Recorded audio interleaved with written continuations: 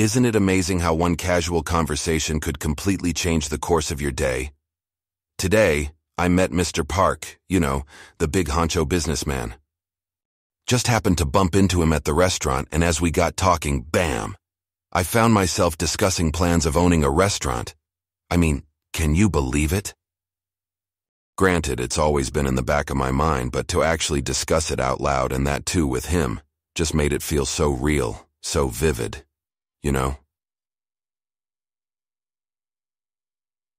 A place of my own where I could finally share my culinary passion on a larger scale. I was grinning ear to ear while chopping veggies for the entire day. For a second, I was worried my mind was drifting and I'd end up slicing my fingers instead of the bell pepper. Thinking about it just fills me up with this intense happiness. I mean, won't it be grand? Imagine the vibe, warm and friendly, just like today's weather, with the aroma of marinara sauce and fresh oven-baked bread wafting through the air.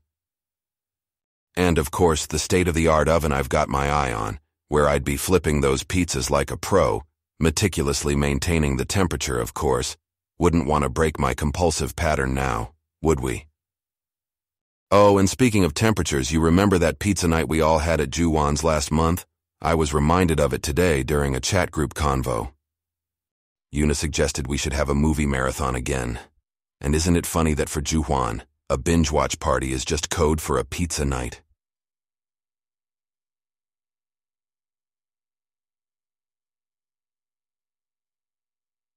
That guy, I swear, give him any event and he'll somehow maneuver it into a pizza party.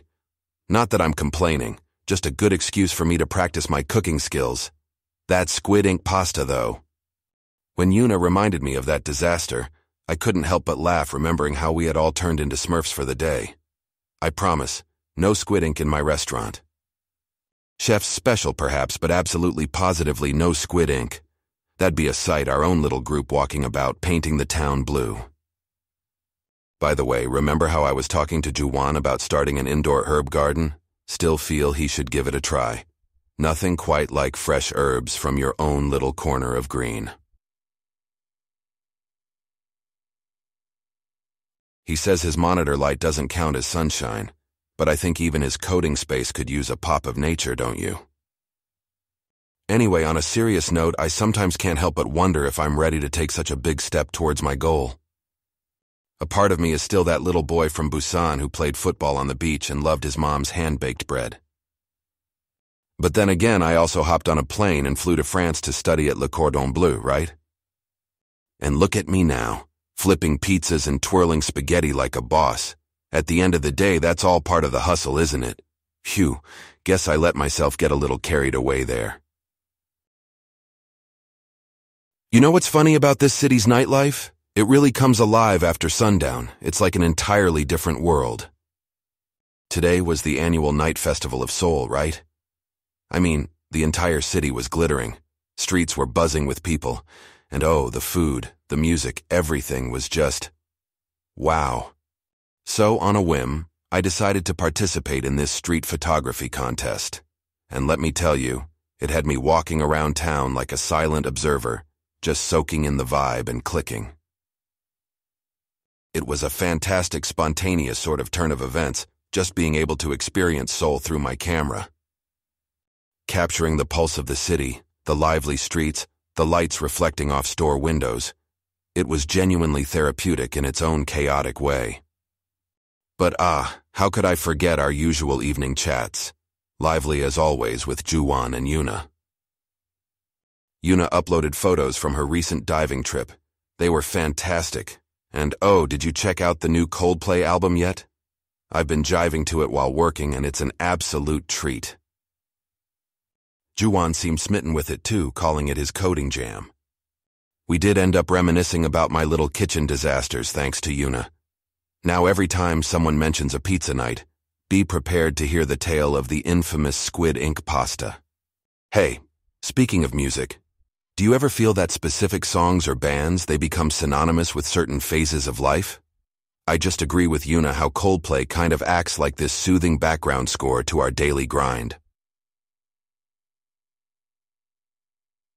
It's strange yet fascinating, isn't it? But getting back real quick to the photography thing, I had clicked a snapshot of this food vendor right outside the festival, and the way he was working, it just reminded me of how I started. The fast-paced kitchen, the clattering dishes, the smell of fresh ingredients, nothing less than an adrenaline rush. It's like being on a field during the finale. Anyway, let's see how the photos turned out. I've kind of developed this newfound respect for Juhwan and his software bug hunts. Spotting the perfect shot in the crowd is not much different. Yet even amidst the chaos, there's always space for a hearty chat, isn't it? Our group has this weird tendency to bond over the smallest things. That's the beauty of it. Well, don't be alarmed, but I devoted my day today to convincing a room full of venture capitalists that Italian-Korean fusion cuisine is going to be the next big thing in the food world. Pitching my unique restaurant concept was like trying to balance on a tightrope, but man, it was exhilarating. Against all odds, I took the stage and owned it. You know how essentially my concept is about combining the holy trinity of Italian food, pasta, pizza, and gelato, with the complex flavors of Korean ingredients? Imagine my gochujang ragu pizza or the kimchi carbonara pasta stealing the culinary limelight of Seoul. It was nerve-wracking, but a rush nonetheless. I found myself sculpting this vision of my restaurant with a mix of nervous enthusiasm and subtle confidence. Can you picture it? A space where authentic Italian pizzas and homemade pasta coexist harmoniously with an array of Korean ingredients. As I was presenting, it was funny how my mind kept visualizing the chat we had today. Yuna joked about having an aquarium at the restaurant, and Juwan just wanted some tech discounts. And then I thought, why not? A lively aquarium in the corner and a tech-powered kitchen sounds like a unique ambiance, doesn't it? Every laugh, every suggestion in our silly chat somehow seemed to anchor and motivate me like an indefinable charm. I guess that's the magic of good friends, right? They inspire you in the weirdest yet the most meaningful ways. Everyone's been so supportive, you know? Having you guys backing me up, reassuring me that I'm not in over my head, though I might just be on an occasion or two, it means everything. By the way, speaking of Yuna, she tricked us into thinking she watched the new Dune movie underwater, and for a moment I thought she had some secret scuba tech we didn't know about. But guess what I did? I actually pitched my underwater scuba-themed restaurant idea. Well, come to think of it, it might not be so practical. I mean, how would you eat a slice of pizza with the snorkel in your mouth? I'm sure Yuna would figure it out. On another note, Juhwan and Yuna also shared their dreams today. She with her marine conservation goals, and he wants to start his own tech startup. Who knows? Maybe one day we'll have a high-tech Italian-Korean fusion restaurant that helps with marine conservation. Isn't it incredible how when you put your dreams out there in the universe, it somehow feels like you've crossed the first step on the ladder already? It's comforting knowing I'm not alone on this journey to fulfill our dreams. Now that I've done the tough part and faced the big guns, I guess there's no running away from the goal of owning a restaurant anymore, is it?